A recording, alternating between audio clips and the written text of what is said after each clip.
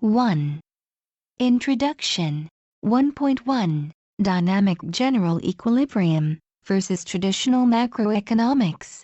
Modern macroeconomics seeks to explain the aggregate economy using theories based on strong macroeconomic foundations.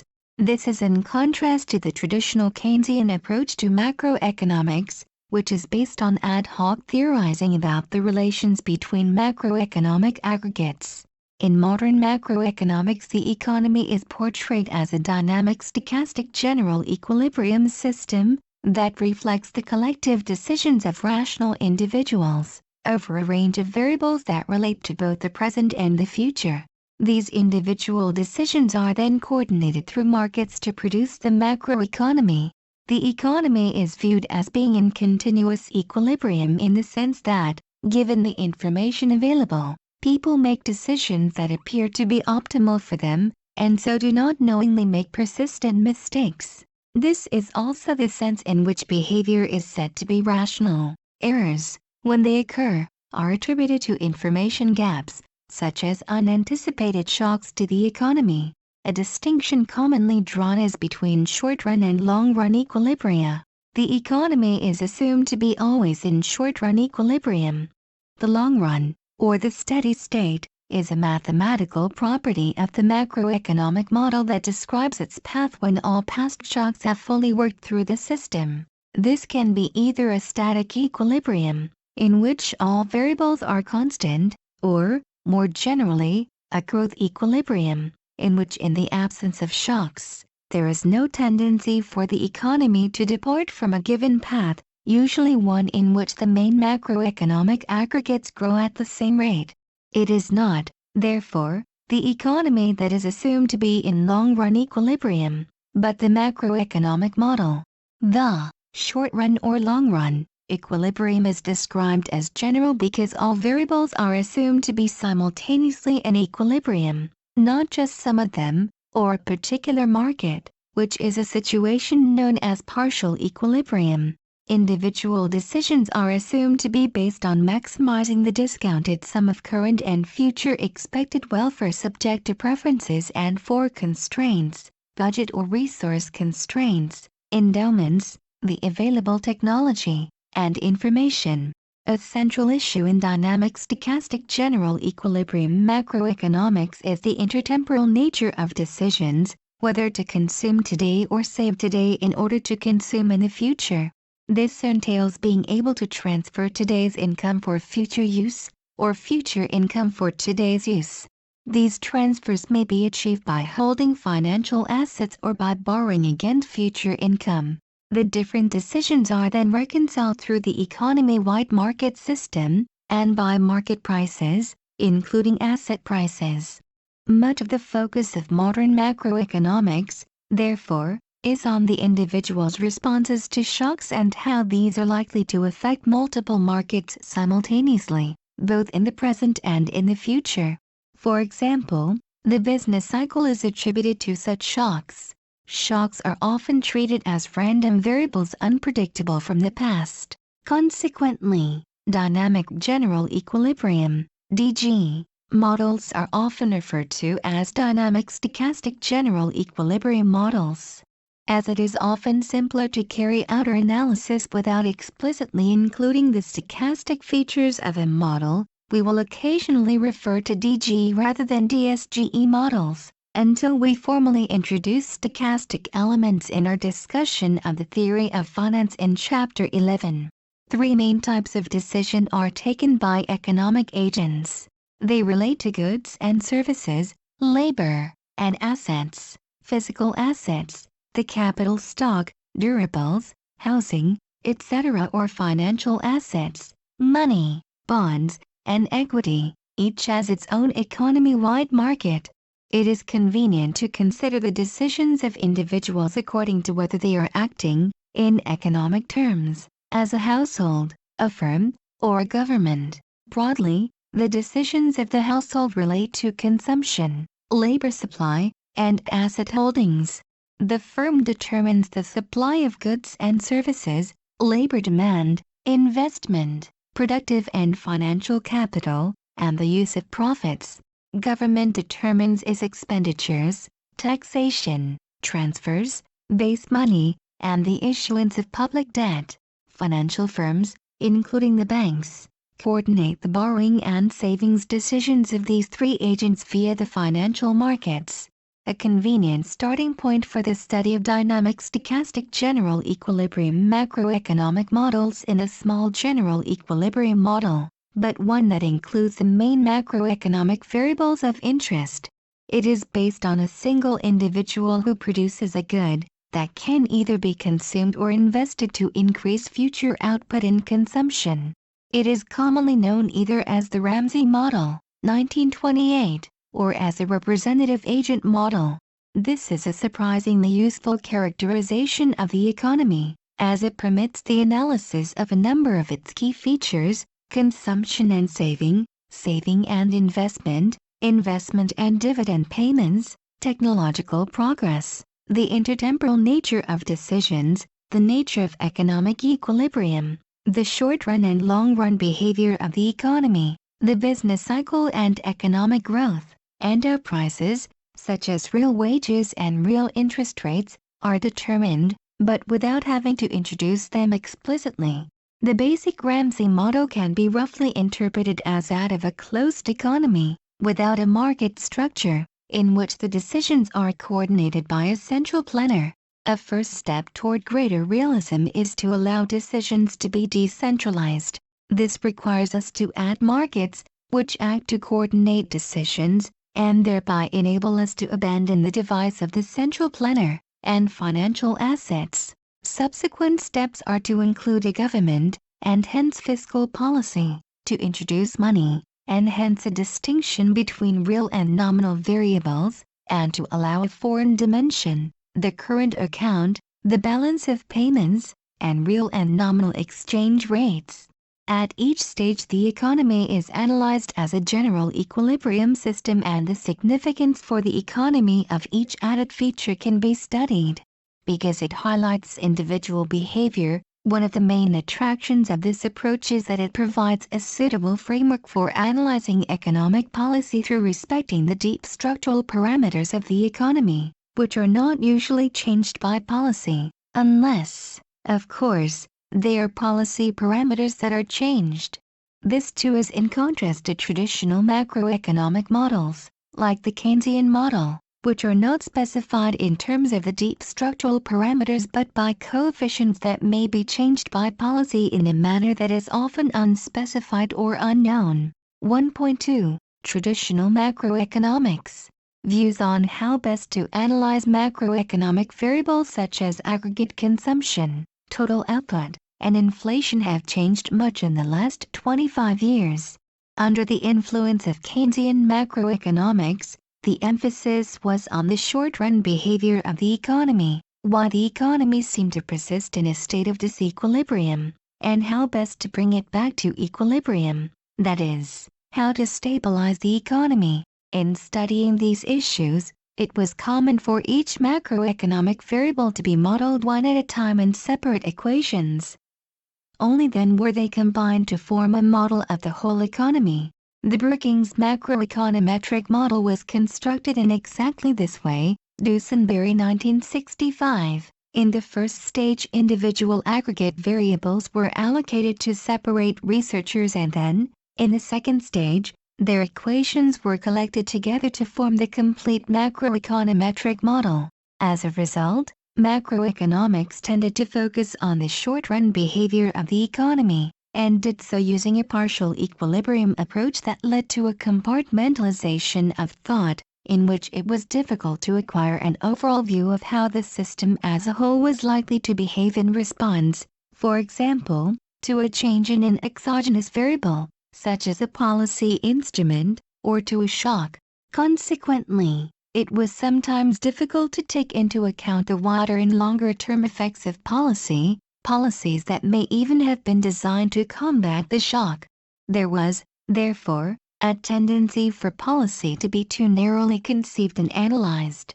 The study of macroeconomics was prompted in large part by the Great Depression, the worldwide recession of the 1930s. One of Keynes's original objectives in the General Theory, 1936, was to understand how such sustained periods of high unemployment could occur.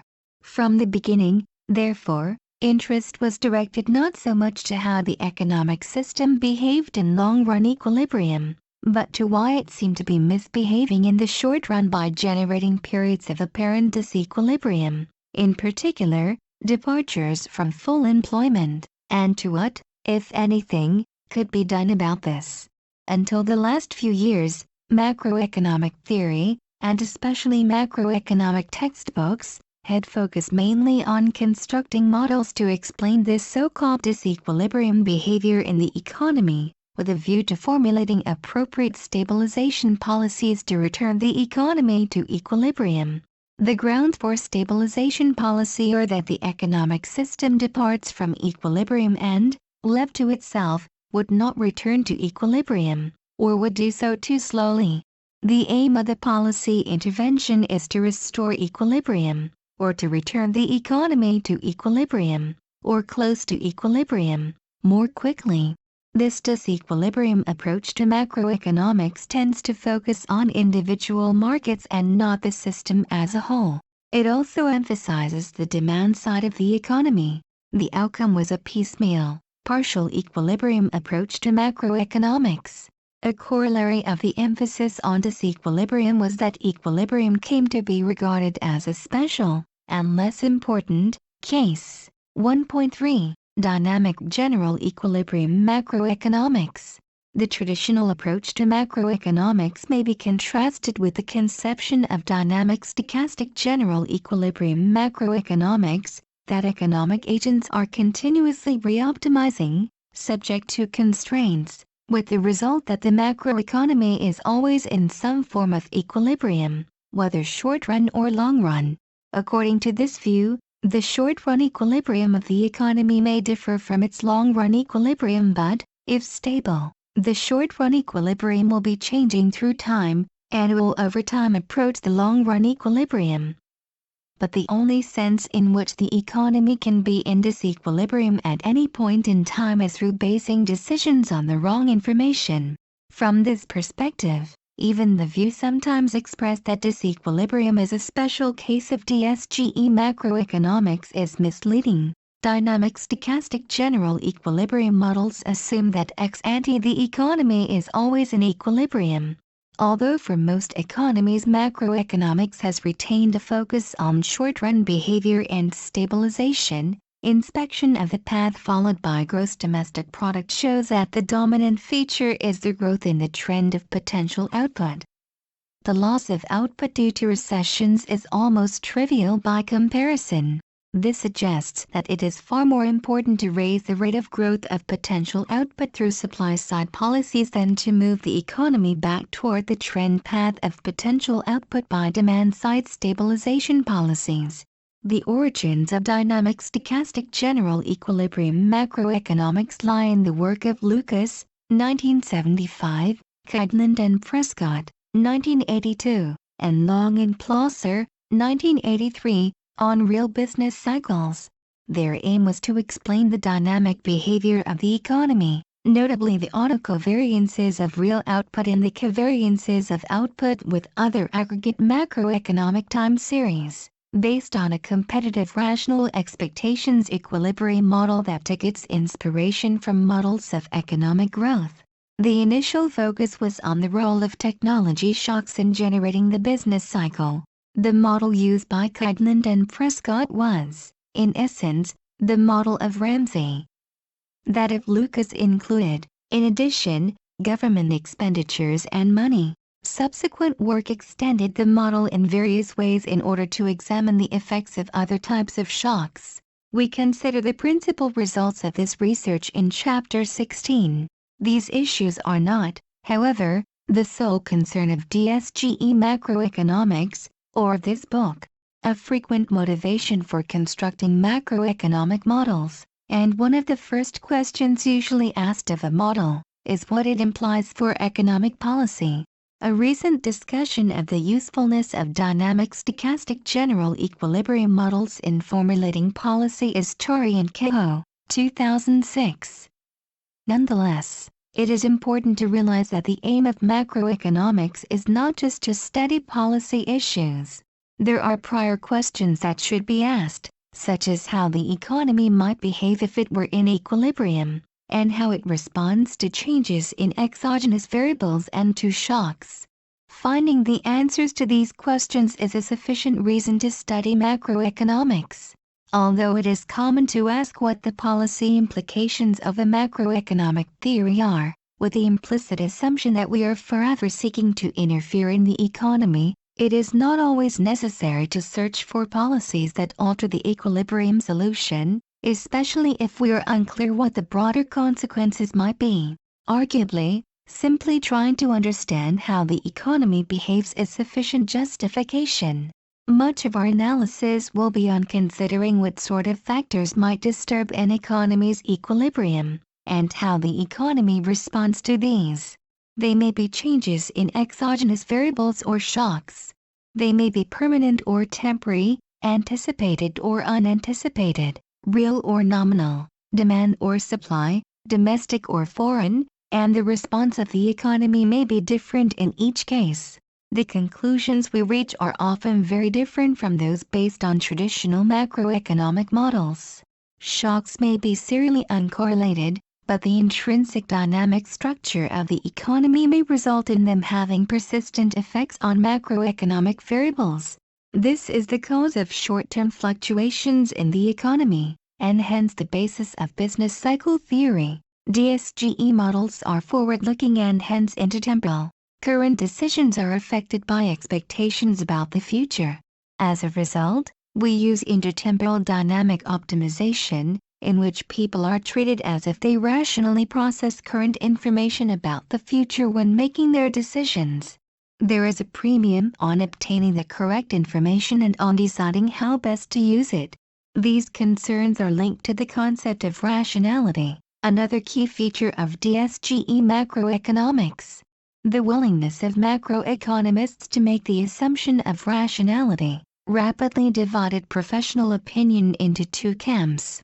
Traditional macroeconomics was based on the assumption of myopic decision-making in which mistakes, even when realized, were often persisted in. The central idea behind rational expectations is that people do not make persistent mistakes once they are identified. This does not necessarily imply, as is often assumed, that people have more or less complete knowledge, for the mistakes are largely the result of unanticipated information gaps or shocks. It is sufficient to suppose that mistakes are not repeated, as forward-looking decisions must be based on expectations of the future. They may be incorrect. Decisions that seem correct ex ante may not therefore be correct ex post. As previously noted, only as a result of this type of mistake might it be appropriate to think of the economy as being in disequilibrium. Recent research has suggested that a policy of intervention by the government tends to be most successful when the government has an informational advantage over the private sector. If the private sector is able to fully anticipate the intervention, then the policy may be less successful. This is mostly true when the intervention involves private rather than public goods, as the private sector would substitute public for private goods. In effect, households would be paying for these goods from taxes instead of after-tax income. In contrast, the provision of public goods leads to a net increase in output as total private benefits exceed total private costs. These arguments about government expenditures apply more generally, of course, and will be developed further below. Another attraction of this intertemporal approach to macroeconomics is that it resolves a long-standing weakness in Keynesian economics. This concerns the way equilibrium is defined in dynamic macroeconomics. The problem goes back to Keynes's 1930, A Treatise on Money, in which the concept of equilibrium used was that of a flow equilibrium, savings equals investment. Keynes realized that his formulation of equilibrium was incorrect, and wrote the general theory partly in an attempt to correct this error. 1936. In A Treatise on Money, one variable, the interest rate, had the task of equilibrating two variables, savings and investment. Keynes's solution in the general theory was to introduce a second variable, income. This allowed savings to be equal to investment for any possible values of savings and investment. Unfortunately, this is still an inappropriate concept of equilibrium, namely, a flow equilibrium. It is suggested by Skidelsky, 1992, that Keynes was never entirely happy with the general theory. Perhaps this was because he realized that he had not fully solved the problem of macroeconomic equilibrium. The correct concept of equilibrium is that of stock equilibrium and not flow equilibrium. Perhaps Keynes focused on the latter because he was principally interested in the short run and not in long run equilibrium. In DSGE macroeconomic models, individual preferences relate to consumption, a flow variable, but equilibrium in the economy is defined with reference to capital, as stock. There are an infinite number of possible flow equilibria, sometimes called temporary or short-term equilibria, but only one of these is consistent with the stock equilibrium. The problem is how to obtain this flow equilibrium. We show that this is usually the unique subtle path to equilibrium. It is common in DSGE macroeconomics to start by deriving the stock equilibrium. A crucial feature of the stock equilibrium is that it involves a forward-looking component and is not just backward-looking. This introduces a vital distinction between economics and the natural sciences, that in some ways makes economics harder. Because people look forward when making decisions, there may be opportunities for others to manipulate strategically for their own benefit the information on which these decisions are based. The inanimate natural sciences, such as physics and chemistry, do not have such a forward-looking component in their dynamic structure, and therefore do not have the strategic dimension. Stocks, or capital, consist of physical and financial capital. This provides a natural link between macroeconomics and finance. The theory of finance is largely concerned with pricing financial assets, notably bonds and equity. As financial assets play a crucial role in macroeconomics, and are sometimes substitutes in wealth portfolios for physical assets, asset pricing theory is an essential component of macroeconomics and not something that may be omitted as in the past, or allowed to become a different discipline from macroeconomics. A related issue is the unit of time. It is common, in both macroeconomics and finance, to conduct the analysis in continuous rather than discrete time, the convention we adopt here. Using continuous time does not prevent the use of discrete lags, but it does imply that decisions are taken continuously. In part, the choice depends on the frequency of observation of the data. Continuous time is often a better approximation for financial decisions as events and much of the available data are high frequency, possibly very high frequency, such as minute by minute.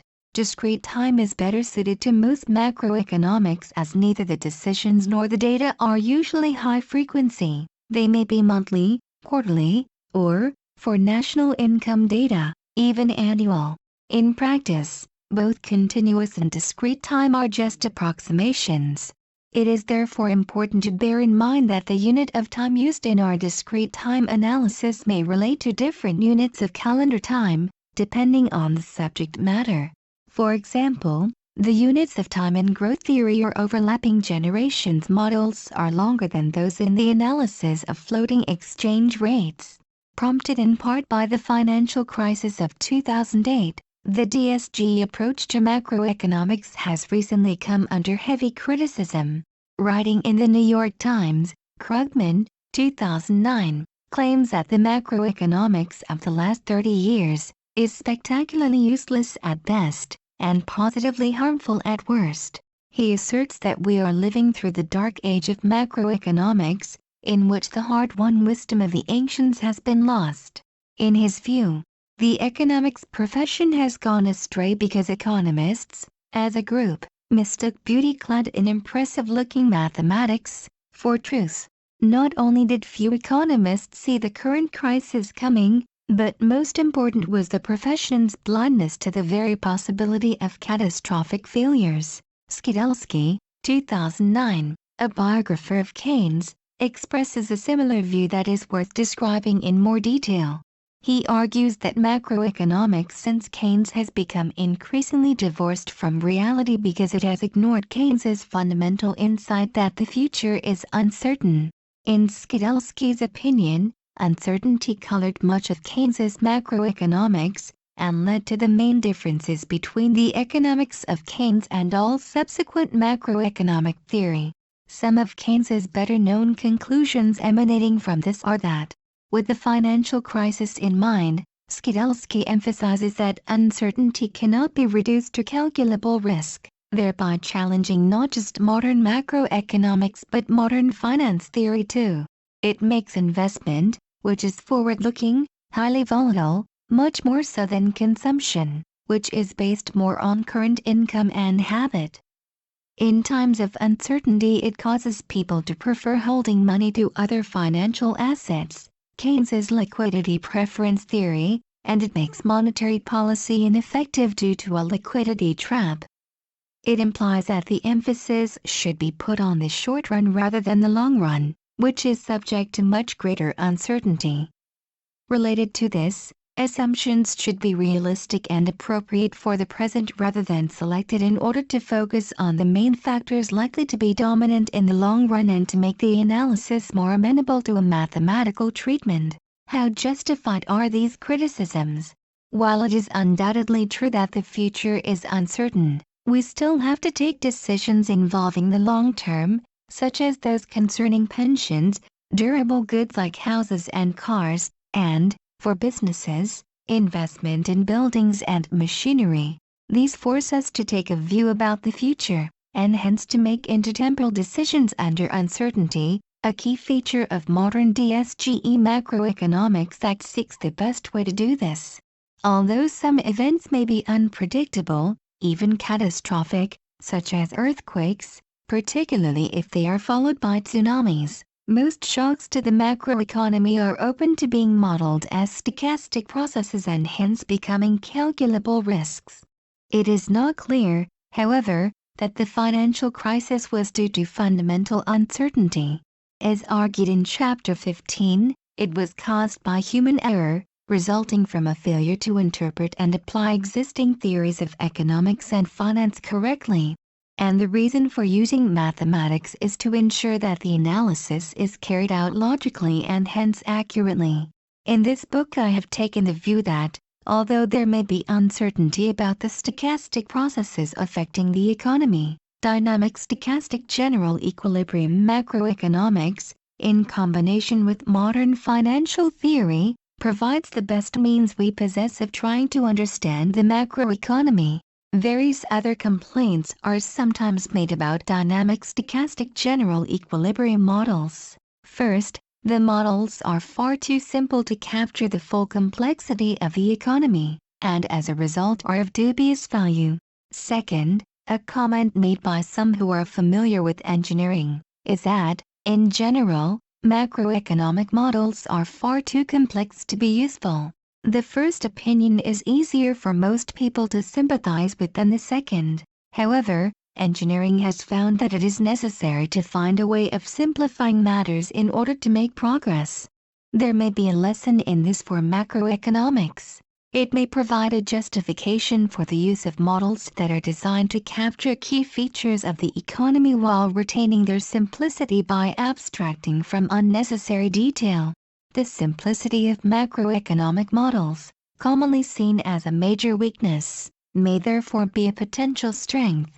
It is true that virtually all macroeconomic policy is based on a simplified model of the economy, and there is an obvious danger in applying the conclusions obtained from such models to situations where the simplifying assumptions are too distorting. This makes it advisable to take care to establish the robustness of the conclusions to departures from the model assumptions. Nonetheless, as in engineering, the simple models of macroeconomics can often be remarkably robust and, therefore, useful. DSGE macroeconomic models tend to be more complex than Keynesian models, but they are still essentially highly stylized. Given the complexity of the economy and the high level of abstraction of theory, Perhaps the best that one can hope for from theory is something quite modest, that it provides the intuition necessary to understand why the economy behaves as it does and what consequences policy might have. In interpreting our analysis, we should, therefore, bear in mind its limitations, that we are only using models of the economy and that these models are necessarily simplifying because to do otherwise would almost certainly mean making the analysis intractable. For another view of the relationship between macroeconomics and engineering, see Mankiw, 2006. An assumption often objected to is that of a representative agent economy. An interesting argument against this simplification is that it commits the fallacy of composition. This asserts that if each individual attempts to do something, they end up achieving the reverse due to the aggregate consequences. The best-known illustration of this contradiction is Keynes's example of households each trying to save more, with the result that aggregate consumption and output, and hence individual incomes, fall, causing savings to decrease rather than increase. The problem with this particular example is that it illustrates the dangers of using a partial rather than a general equilibrium analysis. One might ask what caused this sudden desire to save more, and whether the aim is a temporary or a permanent increase in individual savings. If temporary, then, in a general equilibrium analysis, the additional supply of savings would be expected to reduce the cost of borrowing temporarily, thereby stimulating borrowing and consumption, and deterring an increase in savings.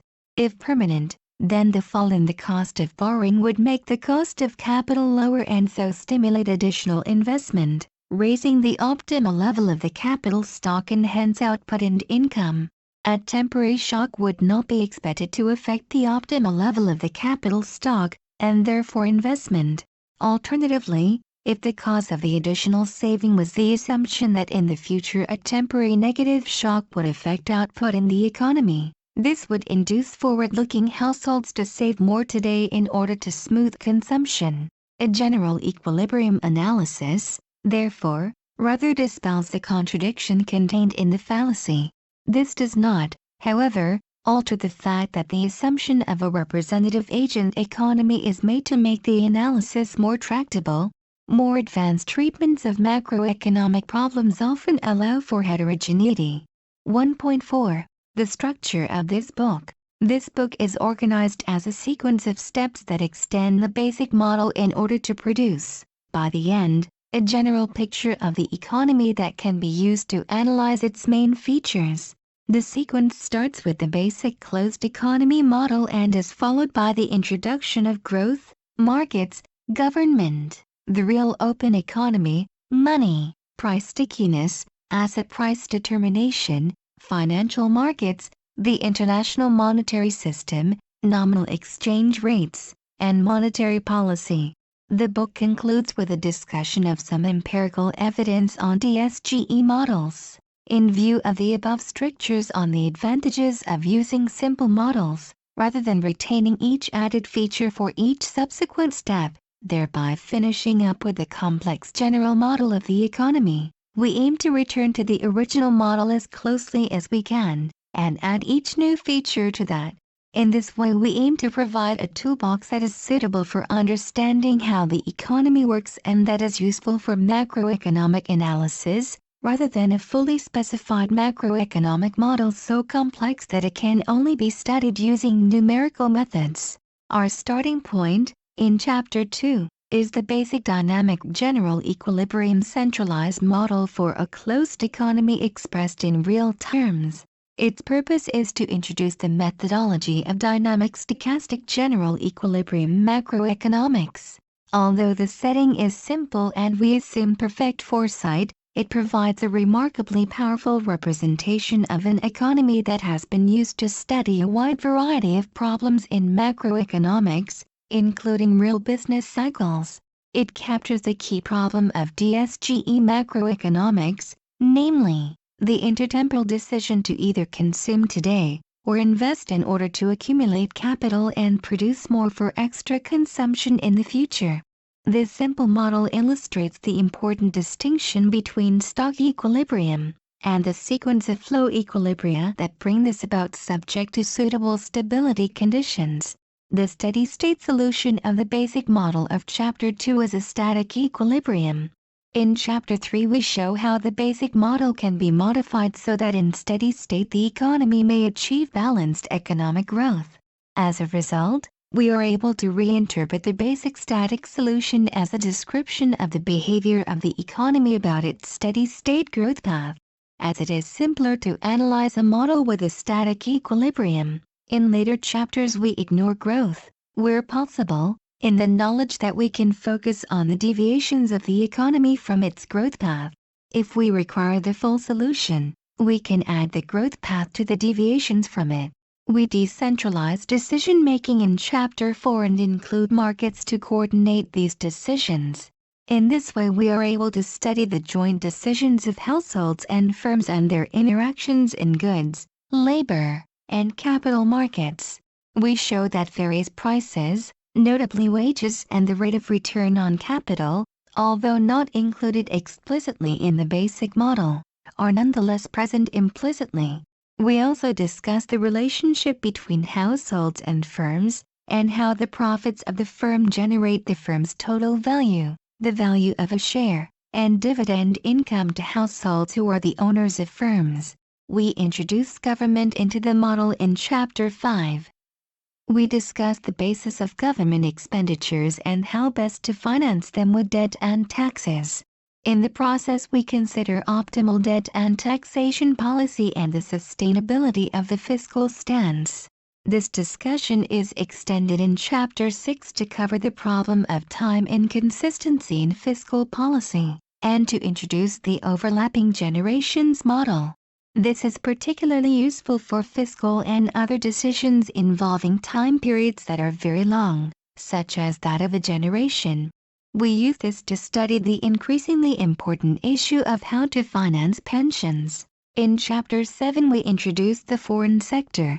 This has important consequences for the economy as it alters the economy's resource constraint. The economy is no longer constrained to consume only what it can produce itself. Domestic residents can then borrow from, and/or, invest abroad. All of this should result in a welfare improvement for the economy.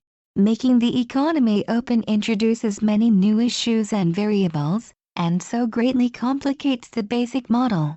For example, there is the allocation problem between domestic and foreign goods and services and the determination of their associated relative price, the terms of trade, the relative costs of living of different countries, the real exchange rate, and the sustainability of current account deficits.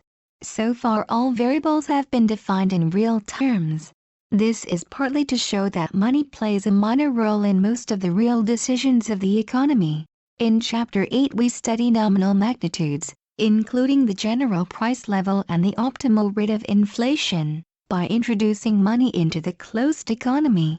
Our focus here is on what determines the demand for money and why this might be affected by interest rates. We also discuss the use of credit instead of money. Although in a partial equilibrium view of the economy money appears to impose a real cost, we show that in general equilibrium money is far more likely to be neutral in its effect on real variables. This chapter paves the way for the later discussion of monetary policy as it covers a key channel in the monetary transmission mechanism, namely, how money and interest rates affect other variables via the money market. Later we consider whether money has real effects in the short run. Up to this point it has been assumed that prices are perfectly flexible and adjust, so that markets clear each period. This is often regarded as a major weakness of dynamic stochastic general equilibrium models compared with Keynesian models, which tend to stress the imperfect flexibility of prices, arguing that this causes a consequent lack of market clearing. In Chapter 9 we show how to introduce imperfect price flexibility into the DSGE model. We show how monopolistic competition in goods and labor markets may cause imperfect price flexibility and result in a cost to the economy in terms of lost output. In this way we are able to incorporate price stickiness yet retain the benefits and insights of the DSGE model.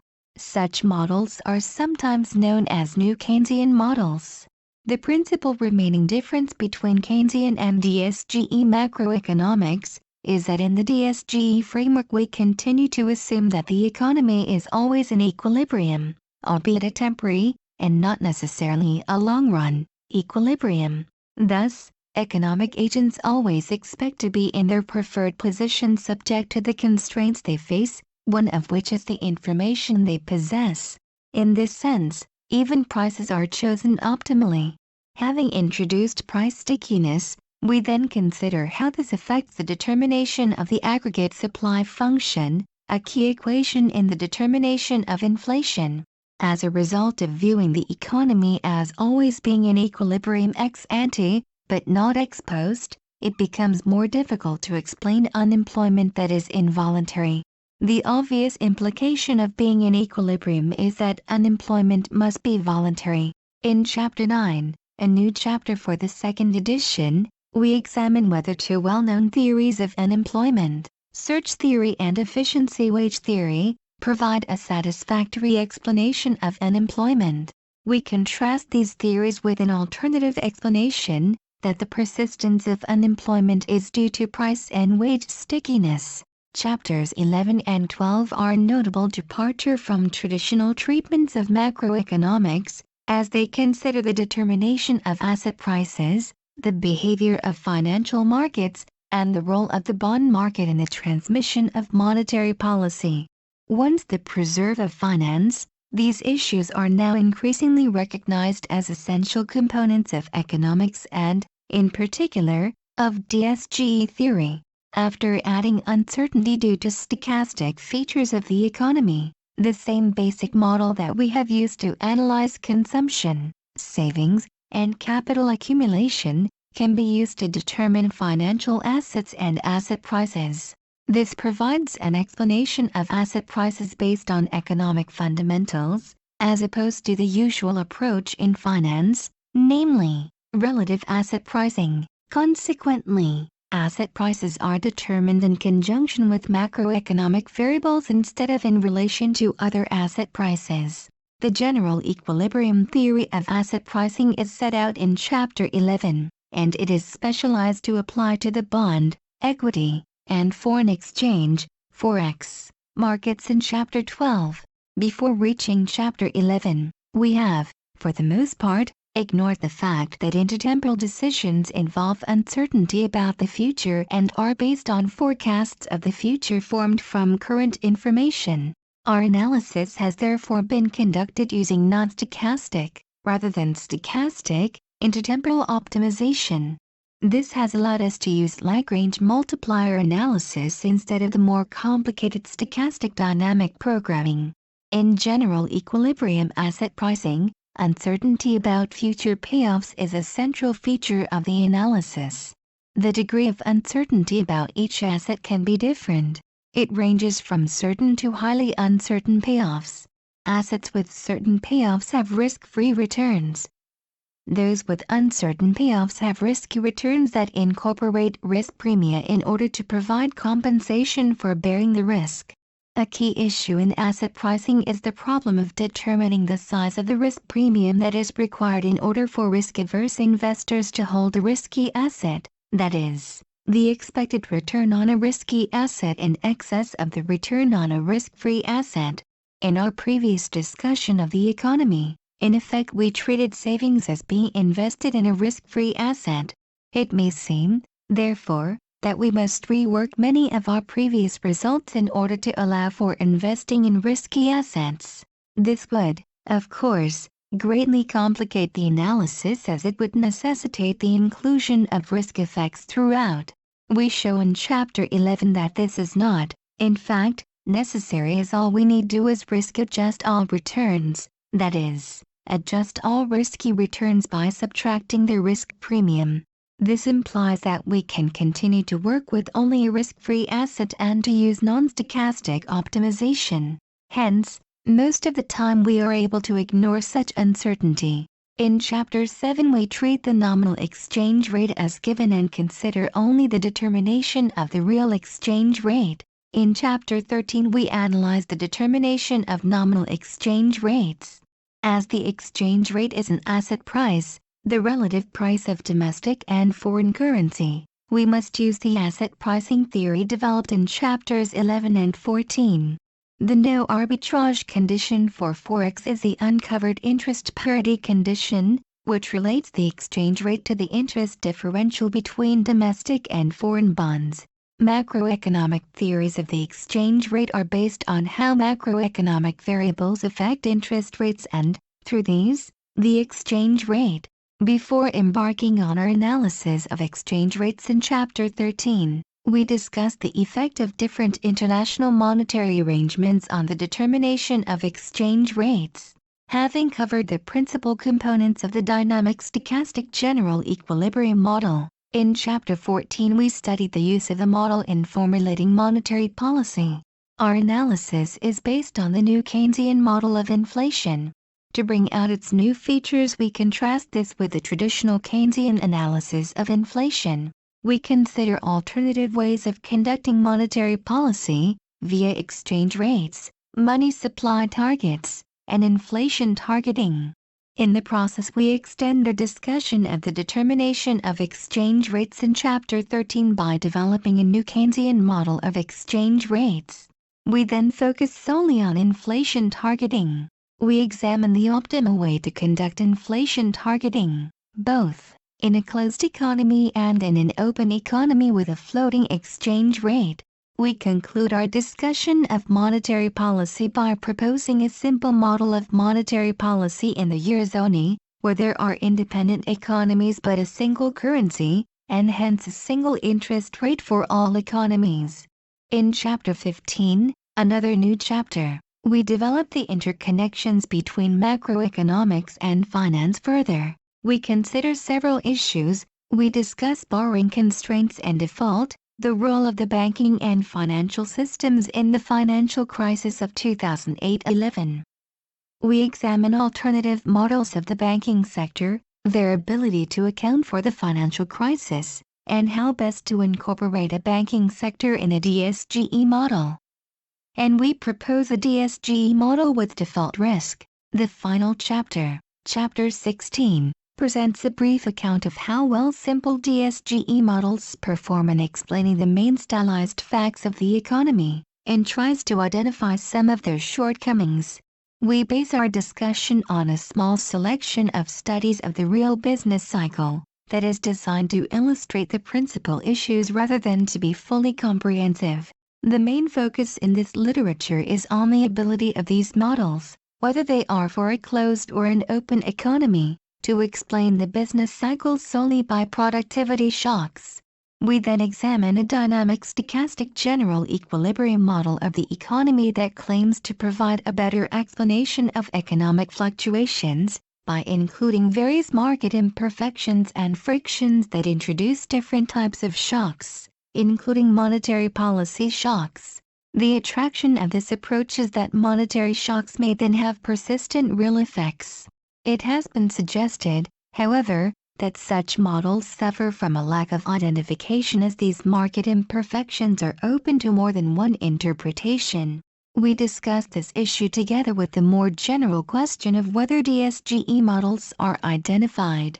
Given the diversity of DSGE models considered in this book, we complete the chapter with some reflections on how one might decide which features to include when constructing a DSGE model. Finally, we provide a mathematical appendix in which we explain the main mathematical results and techniques we have used in this discussion of contemporary macroeconomic theory based on DSGE models. There are also exercises, with solutions, for students, and these are available on the Princeton University Press website.